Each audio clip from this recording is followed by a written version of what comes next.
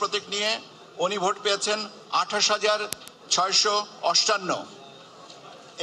এই 29টা কেন্দ্রে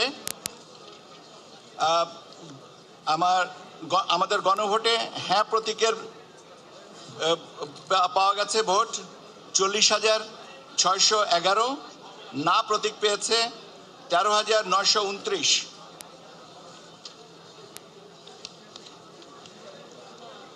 হবিগঞ্জ 1, মোট ভোট কেন্দ্রের সংখ্যা 178। আমি প্রাপ্ত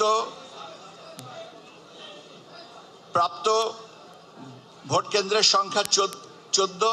প্রাথমিক বেসরকারি ফলাফল: জনাব কাজী তোফায়েল আহমেদ, বাংলাদেশ জাতীয় সমাজতান্ত্রিক দল, প্রতীক ছিল মোটর গাড়ি, ভোট পেয়েছেন 17টি।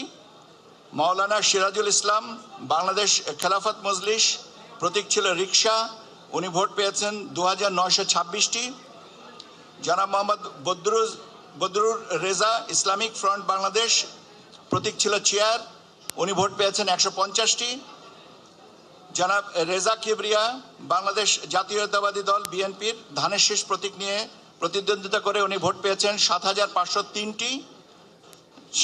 জনাব শেখ সুজাত মিয়া, স্বতন্ত্র প্রার্থী, ঘোড়া প্রতীক নিয়ে উনি পেয়েছেন 3,993টি।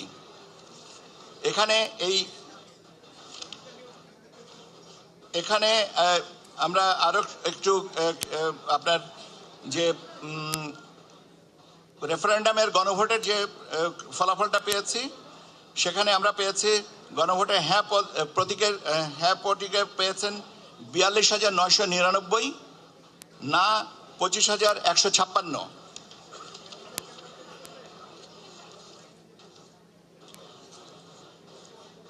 পাবনা 2, মোট ভোট কেন্দ্রের সংখ্যা 141, প্রাপ্ত ফলাফল 5টি।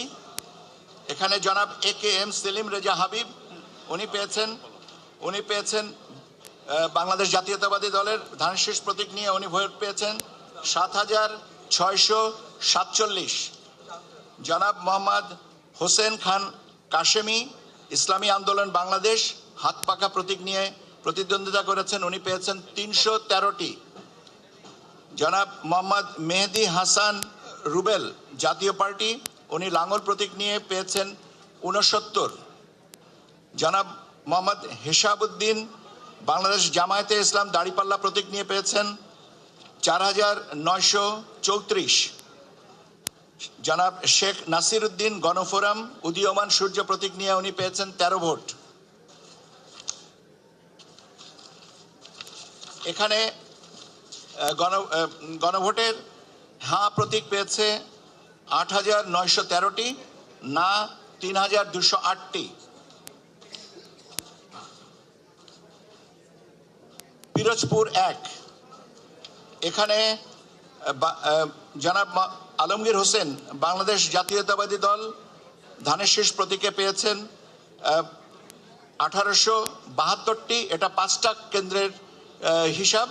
168টা প্রতীক কেন্দ্রের মধ্যে 5টা কেন্দ্রের হিসাব যে বাংলাদেশ জাতীয়। দর্শক, ইলেকশন কমিশন থেকে এত